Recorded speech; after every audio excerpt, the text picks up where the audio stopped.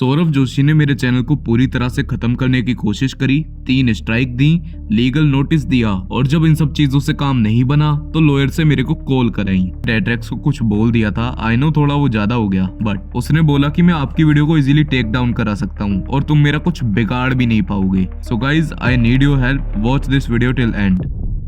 तो recently conscious नाम के एक यूट्यूबर पर सौरभ जोशी ने 3 कॉपीराइट स्ट्राइक्स मारी और एक लीगल नोटिस भेजा। हाँ, जानता हूँ ये कुछ नया नहीं है। जब जब कोई बंदा यूट्यूब पर किसी को एक्सपोज करता है, उसकी रियलिटी और हिपोक्रेसी को सामने लाता है, तब एक्सपोज होने वाला बंदा कॉपीराइट स्ट्राइक्स और लीगल नोटिस जैसे एक्शंस लेता है। देन जिस पर स्ट्राइक आती है वो यूट्यूबर एक और वीडियो डालता है ये बताते हुए कि उसके पास लीगल नोटिस आया है और उसके चैनल पर स्ट्राइक्स आई हैं, तो वो अपनी वीडियोस डिलीट कर रहा है। क्या तुम नोटिस कर पा रहे हो कैसे ये साइकिल रिपीट होती जाती है? एक्सपोजर और क्रिटिसिज्म चैनल्स को सच दबाने के लिए डराया जाता है। ऐसा ही अब कॉन्शियस के साथ हो रहा है। So in today's video, let's have a look to the controversy of Conscious and Saurabh Joshi vlogs. So Conscious, जो कि एक एक्सपोजर और क्रिटिक चैनल है, उसने सौरभ जोशी को एक्सपोज करते हुए 4 पार्ट्स बनाए एंड सौरभ जोशी की हिपोक्रेसी को हमारे सामने रखा। सौरभ जोशी की फैमिली क्लेम करती है उनके घर में नॉनवेज आ ही नहीं सकता, वो प्योर वेजिटेरियन है। मेरे को पता नहीं है क्या, ये आ ही नहीं सकता हमारे घर में कभी, मतलब ही नहीं दे रहा।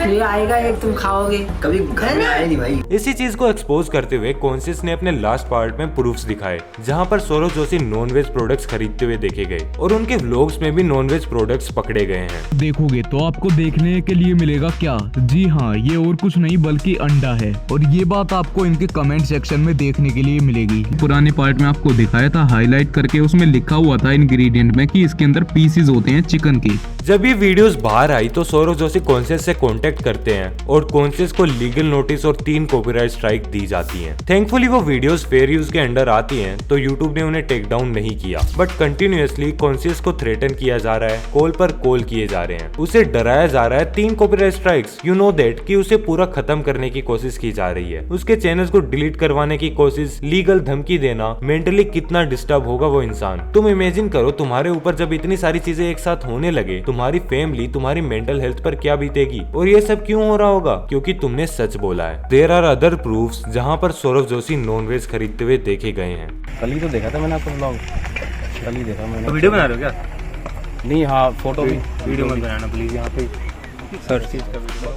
अब तुम बोलोगे भाई दुनिया खाती है नॉनवेज, इसमें दिक्कत क्या है? कोई दिक्कत नहीं है भाई, बट जो इंसान हमारे सामने व्लॉग्स में कुछ और बनता है एंड रियलिटी में कुछ और है, उसकी हिपोक्रेसी को एक्सपोज करना गलत नहीं है। कॉन्शियस ने उसकी रियलिटी को सामने रखा है। नॉनवेज खाने से कोई अच्छा बुरा नहीं होता, बट एक फेक इंसान बनकर लोगों को बेवकूफ बनाना बिल्कुल भी सही नहीं है। और इस सौरभ जोशी और कॉन्शियस वाली कंट्रोवर्सी पर मैं इतना कहना चाहूंगा कि भाई तुम कितनों को रोक लोगे? जब तुम्हारी सच्चाई बाहर आ जाती है, तुम इसका चैनल डिलीट करवा दोगे, फिर मैं अपलोड करूंगा, मेरा डिलीट करवा दोगे, 10 लोग और करेंगे, उनका करवा दोगे। कितनों का मुंह बंद करोगे? आप सच को जितना दबाने की कोशिश करोगे वो उतना ही बाहर आएगा। Either you accept it and improve your mistakes instead of threatening small YouTubers. Nonveg खाने में, पुराने व्लॉग्स अपलोड करने में कोई दिक्कत नहीं है, बट लोगों को झूठ बोलकर अंधेरे में रखने में है।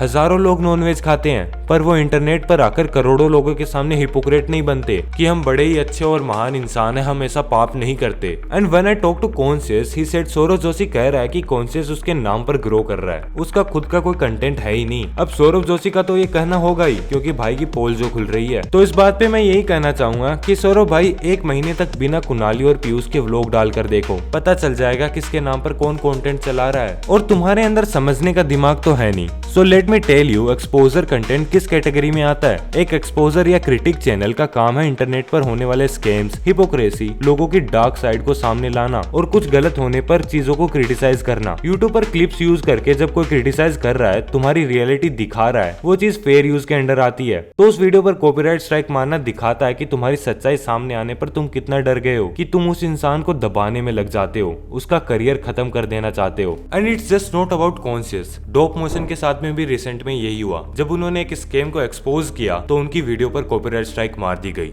तो भाई ये जो शिवानी जी है जिन्होंने मेरा वीडियो टेक डाउन किया है, से आके एक वीडियो बनाते हो, start freelancing without any skill, Does that even make any sense? And there is an another YouTuber जिसने सहेली चटर्जी को एक्सपोज किया। उसकी वीडियोस पर कॉपीराइट स्ट्राइक मारी गई तो बंदे ने डर के अपना कंटेंट ही शिफ्ट कर दिया। जितना अवेयर करना था मैंने कर दिया। इसके आगे कंट्रोवर्सी को लेके जाने से ऑडियंस का कोई फायदा नहीं है। इससे बेटर यही है कि मैं कुछ जेन्युइन कंटेंट बनाऊं एंड लोगों को एक्शनेबल स्टेप्स दूं। जब टेक बर्नर को एक्सपोज किया गया तो रोहित राजगुप्ता को लीगली डराकर उसकी वीडियो हटवा दी गई। इन सभी एग्जांपल से तुम समझ सकते हो कैसे क्रिटिक चैनल्स को दबाया जाता है। हम रिसर्च और एनालाइज करके इन लोगों की सच्चाई आपके सामने लाते हैं और उसके बदले हमें कॉपीराइट स्ट्राइक्स और लीगल नोटिसेस मिलते हैं। हमारे वीडियोस डिलीट करवा दिए जाते हैं। मोस्टली ये चीजें छोटे यूट्यूबर्स के साथ होती हैं, जिनको इजी टारगेट देखकर ये डराना शुरू कर देते हैं, क्योंकि उन्हें पता होता है एक छोटा यूट्यूबर लीगली चीजों को हैंडल नहीं कर पाएगा, क्योंकि जिसको वो एक्सपोज कर रहा है he have a lot of power. सामने वाला उसका वकील तक खरीद लेगा, तो उसे पता होता कि कोर्ट में उसके जीतने के चांसेस बिल्कुल भी नहीं है। उसकी जिंदगी कोर्ट के चक्कर निकालने में बीत जाएगी और कोई भी एक छोटा यूट्यूबर या स्टूडेंट ये चीज अफोर्ड नहीं कर सकता